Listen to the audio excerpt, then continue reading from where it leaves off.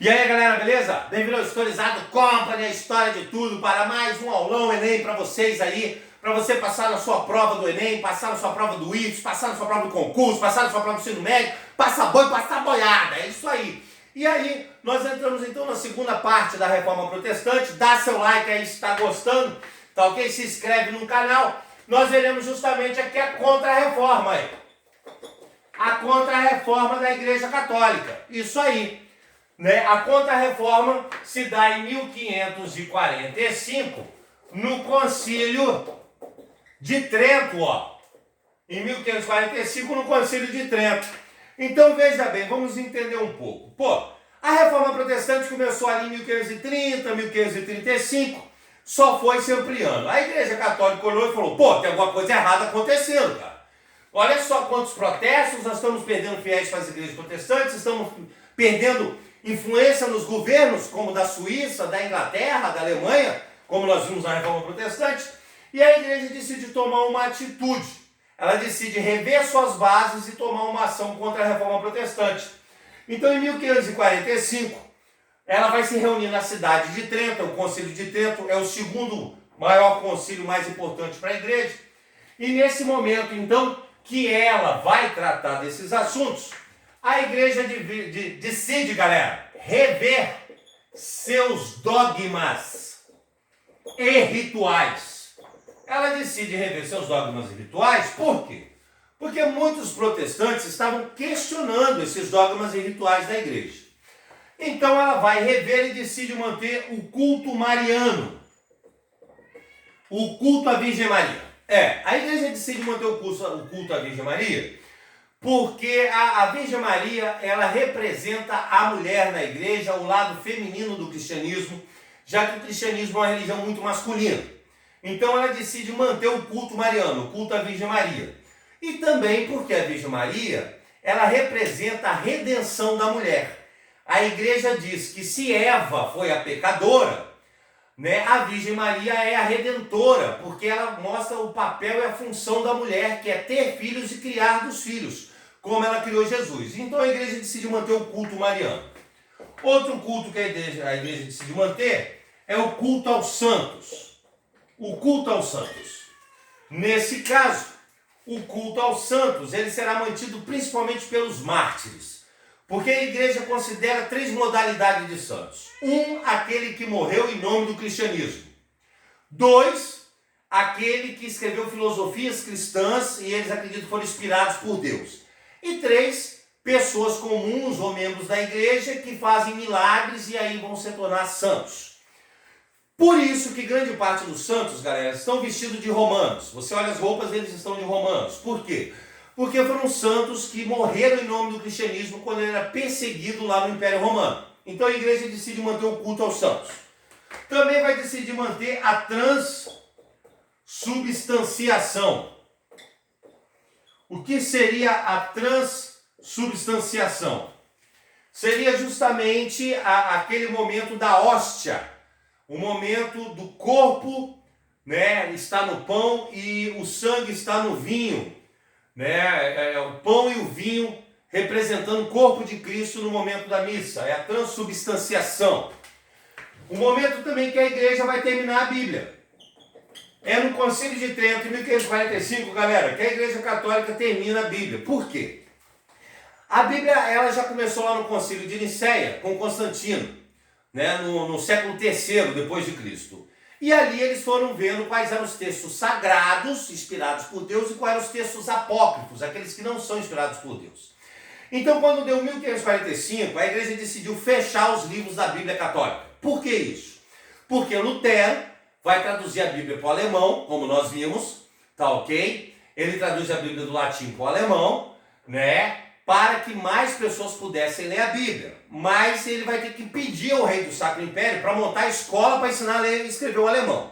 Porque quase ninguém sabia ler e escrever nada, galera. Então a Bíblia em latim não mudava nada. Esse negócio de que a igreja escrevia a Bíblia em latim para manipular, para ninguém saber, é mentira. Na verdade, a igreja ela tinha escolas, ela ensinava a ler o latim. A ideia de Lutero foi justamente que Lutero quis pegar e transpor para um idioma que a pessoa já sabia ler e escrever. Tá entendendo? A pessoa já falava que aquele idioma era mais fácil.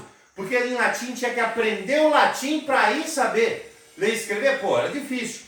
Então Lutero fecha a Bíblia protestante, antes em alemão, e aí a Igreja Católica decide fechar dela logo também, que é a Bíblia. Compreenderam? Nesse caso aqui, então, o que acaba acontecendo é que a igreja, ao perceber no Concílio de Trento todas essas reformas acontecendo, esses protestos, ela toma a atitude da contra-reforma. Ou seja, seriam atitudes para evitar o avanço da reforma protestante. Primeiro deles, o índex.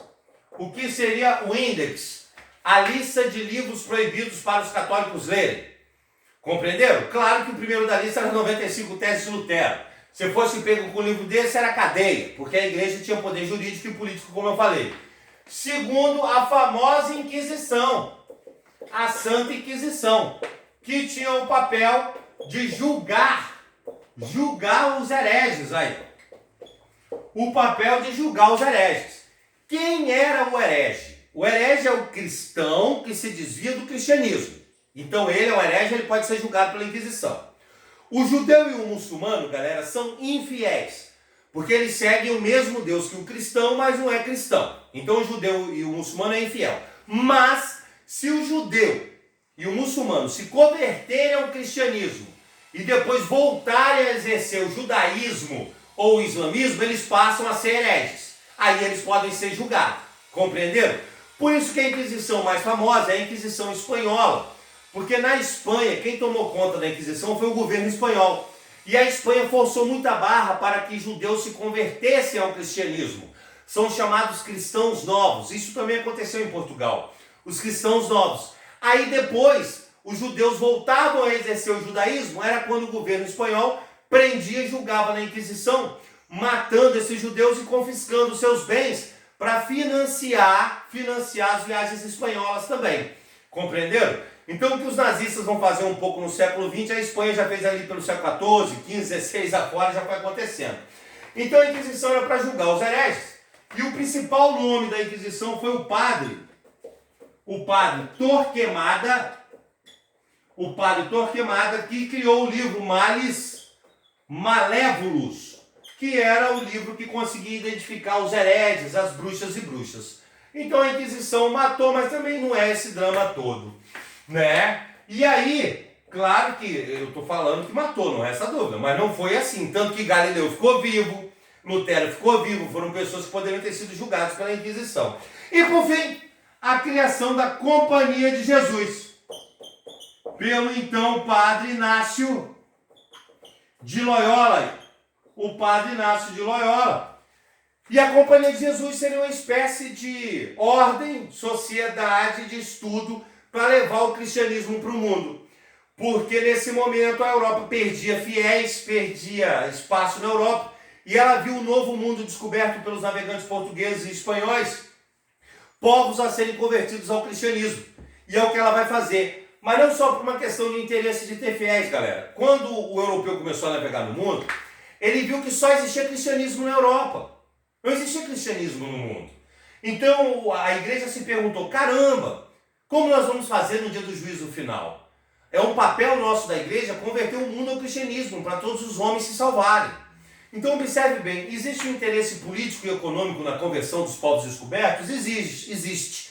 Mas também existe um peso religioso, pois a igreja fez várias viagens em vários cantos do mundo, como o Japão, para converter o homem ao cristianismo, para no dia do juízo final poder salvar o homem. Então não existe só um interesse político e econômico, também existe um peso religioso na criação da Companhia de Jesus ao levar o cristianismo para o mundo. Beleza? Espero que tenham gostado, dê seu like, se inscreva no canal, porque agora você ficou historizado. Um abraço!